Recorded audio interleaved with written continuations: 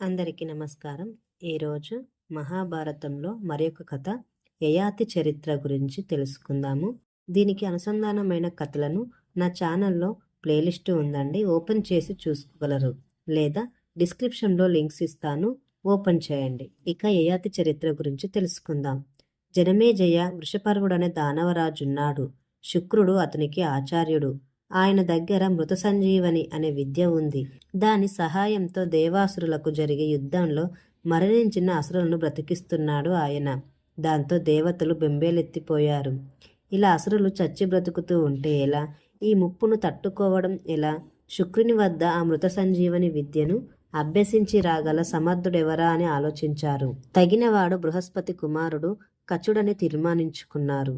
అతని వద్దకు వెళ్ళి, అసురులు మృత సంజీవని కారణంగా యుద్ధంలో చచ్చి బ్రతుకుతున్నారు. ఇలా అయితే వాళ్ళను జయించడం మనకు చాలా భారమవుతుంది. మనకు ఆ విద్య లేదు. ఆ కారణంగా ఎంత పరాక్రమవంతులైనా మన వాళ్ళు చచ్చిపోతున్నారు. కనుక నీవు శుక్రుని వద్దకు వెళ్ళి ఎలాగైనా ఆ విద్యను సంపాదించుకొని రావాలి. దీనికి నీవే తగిన వాడివి. ఏమంటే నీవు మంచి తపశ్శాలివి, బాలుడవు. నియమనిష్టలు పాటించడంలో నీకు నీవే సాటి. కనుక శుక్రుడు తప్పకుండా నిన్ను ఆదరిస్తాడు, ఆ విద్యను ఇస్తాడు. కనుక ఈ ఉపకారం చేసి పెట్టాలి, తప్పదు అంటూ. అయితే ఒక మాట, ఆయనకు దేవయాని అనే కుమార్తె ఉంది. కూతురంటే వల్ల మాలిన గారాభం శుక్రునికి. ఆమె మాట జవదాటడు. ఎలాగైనా ఆమెను నీవు మెప్పించావో మన పని సులువవుతుంది. కనుక ఈ పనికి పూనుకొని పుణ్యం కట్టుకోవాలి అని అభ్యర్థించారు దేవతలు. అలాగేనని బయలుదేరి వెళ్ళాడు కచుడు. శుక్రుని దర్శించాడు. నన్ను కచుడంటారు, బృహస్పతి కుమారుణ్ణి, నియమబద్ధంగా బ్రతికేవాణ్ణి. శిష్యునిగా మిమ్మల్ని సేవించుకుందామని వచ్చాను అంటూ గోత్ర ప్రవర్తతో తన్ను తాను ఏరుకపరుచుకున్నాడు కచుడు. అతని వినయానికి, మాట తీరుకు, నియమావ్రతాచరణం వల్ల నిండిన అతని తేజస్సుకు చాలా సంతోషించాడు శుక్రుడు. ఆహా, ఇతన్ని గౌరవిస్తే బృహస్పతిని గౌరవించినట్లేనని మనస్సులో భావించి, నీ అభిష్టం అదే అయితే అలాగే కానిమ్మన్నాడు శుక్రుడు. ఇక ఆ రోజు మొదలు గురువు చెప్పిన పని చేస్తాననడం కాదు, తక్షణం చేసేవాడు. ఆయన ఆంతర్యాన్ని తెలుసుకొని మసులుకునేవాడు. మనసు, మాట, చేత ఒకటిగా భక్తితో సేవిస్తున్నాడు. అంతకంటే మిన్నగా గురుపుత్రుని సేవించాడు. విధేయునిగా ఉన్నాడు. మంచి మాటలు చెప్పేవాడు. పూలు పళ్ళు తెచ్చి ఇచ్చేవాడు. ఈ విధంగా ఇరువురి మెప్పు పొందాడు. ఇదంతా గమనించారు దానవులు. బృహస్పతి వారికి పగవారైన దేవతల గురువు. అతని కుమారుడితడు. ఓర్చులేకపోయారు, కోపగించుకున్నారు. ఒకనాడు ఆవుల్ని కాస్తూ కచుడు ఒంటరిగా చిక్కాడు. అమాంతం చంపేసి శవాన్ని ఓ చెట్టు మొదలకు కట్టేసి చక్కాపోయారు. సాయంకాలం అయింది. ప్రొద్దుగూకింది. హోమధేనువులు ఇంటికి వచ్చాయి. కచుని జాడలేదు. ఆ మాటే చెప్పింది తండ్రితో దేవయాని. అడవిలో అసురులే బాధించారో, పాముల పాలే పడ్డాడో. సమయానుష్ఠానాలు ముగిశాయి. పొద్దుపోయింది.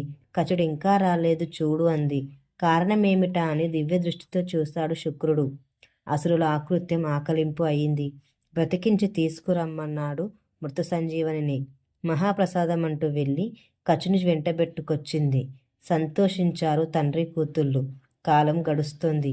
ఒకరోజు యథాప్రకారం పూలు తేవడానికి అడవికి వెళ్ళిన కచుని మళ్ళీ చంపేశారు రాక్షసులు. శవాన్ని అలాగే వదిలేస్తే ఇంతకు ముందులాగే జరుగుతుందనుకున్నారు. అందుకని ఈసారి కాల్చి బూడిద చేశారు. ఆ బూడిదను కళ్ళులో కలిపి శుక్రునికిచ్చారు. తాగేశాడు శుక్రుడు. ఆయన యావలో ఆయనున్నాడు. కచుడు రాకపోవడం రాక్షసుల పనేనని తలచి దుఃఖిస్తూ ఉంది దేవయాని.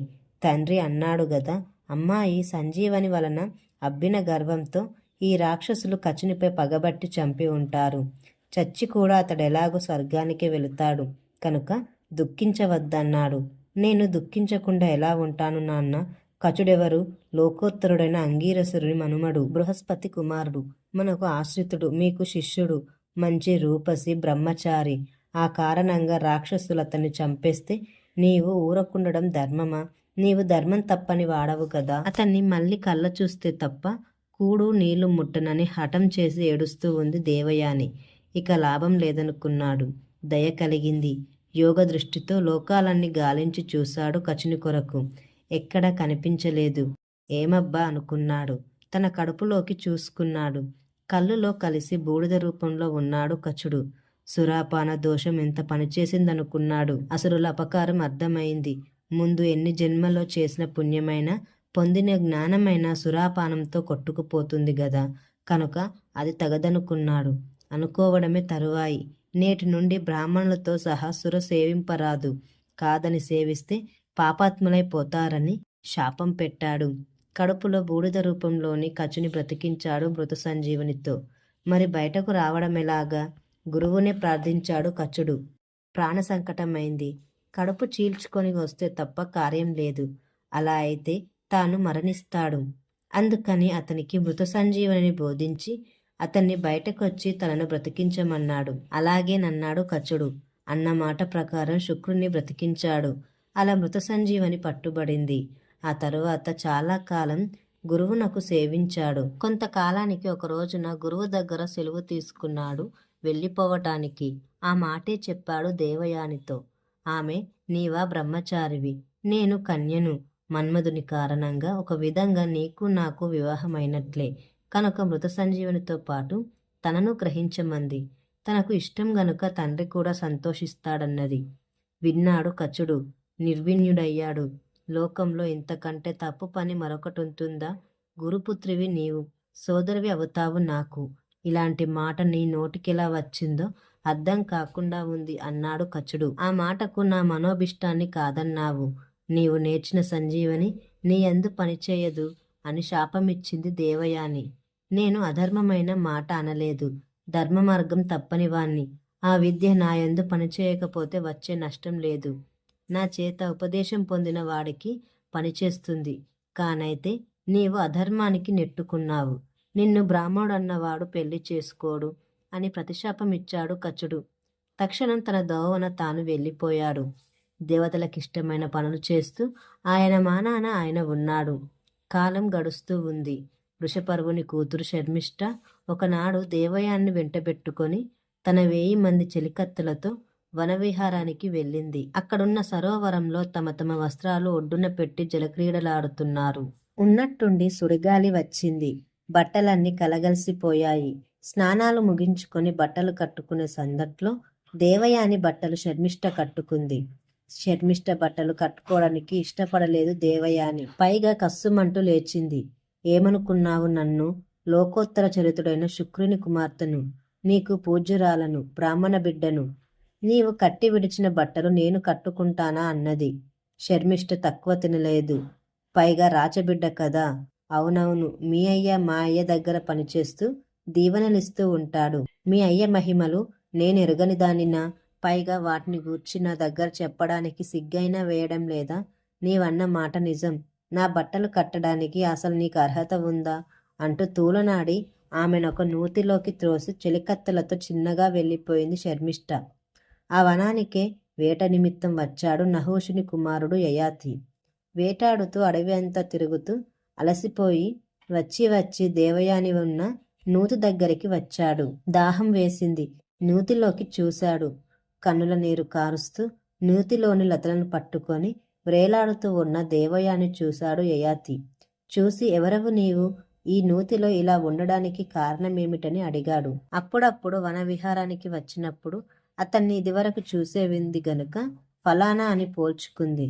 తాను ధనుజులకు గురువైన శుక్రాచార్యుని కుమార్తెనని, ప్రమాదవశాత్తు నూతిలో పడ్డానని, బయటకు రాలేకున్నానని చెప్పింది. అయ్యో అనుకున్నాడు.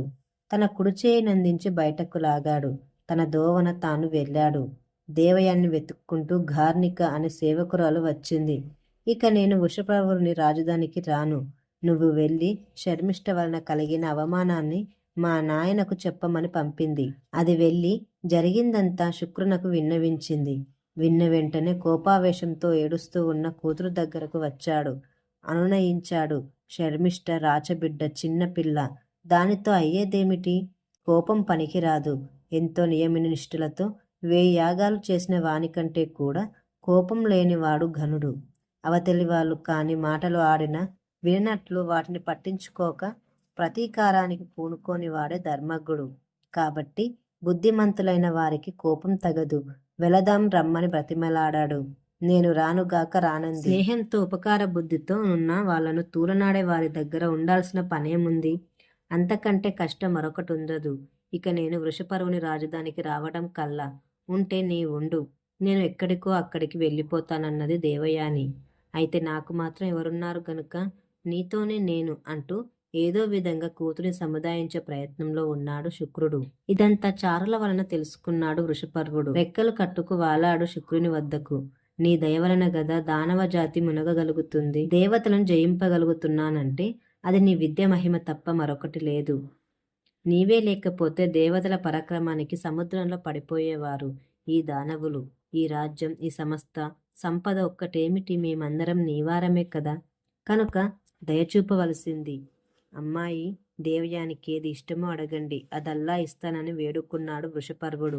అలాగైతే 1000 మంది చెలికత్తెలతో సహా నీ కుమార్తె నాకు దాసి కావాలి అన్నది దేవయాని. అంతకంటేనా? అలాగే అన్నాడు. మరుక్షణం రప్పించాడు కూతుర్ని చెలికత్తెలతో సహా. ఇది సంగతి అని చెప్పాడు. తండ్రి మాట చొప్పున అనునిత్యము కొలుస్తూ ఉంది దేవయానిని శర్మిష్ఠ. దీనికి కొనసాగింపు బాగా ఉంటుందండి. ఈ కథ కనుక మీకు నచ్చినట్లయితే లైక్ చేయండి మరియు నా ఛానల్ని సబ్స్క్రైబ్ చేసుకోండి.